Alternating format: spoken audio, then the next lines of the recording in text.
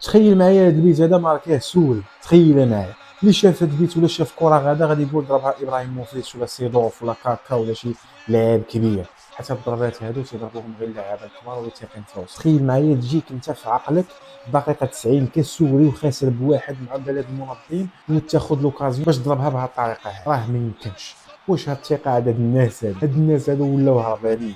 الكره العربيه غاده للعالميه، الكره العربيه غادا تولي تنافس المنتخبات الكبار. عقلوا مزيان، من 2030 غنشوفوا شي منتخبات جايين عرب.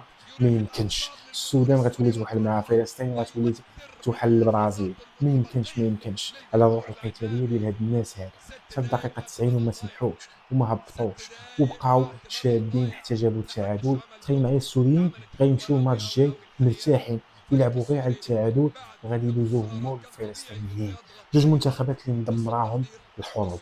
سوريا 13 عام 13 عام وهما في الحروب، 13 عام هما في الحروب، 13 عام وهما بلا دوري بلا يديك اللي يخليك، 13 عام بلا صاليرات، 13 عام بلا معسكرات تدريبيه، 13 عام مساكن وهما لاجئين في الدول. تخيل معايا عزيزي المشاهد وتجيو تربح بلد كيخسر الملايين ديال الدولارات باش يبني منتخب كبير، بلد اللي مجنس فوق من 20 لاعب من البرازيل، شي من مصر، شي من كونغو، شي من كوت ديفوار، كلهم منين جايبينو غير النقعه وتجيو تربحهم نتايا بمحليين بزيرو محترفين. راه ما يمكنش. راه شابو ليهم.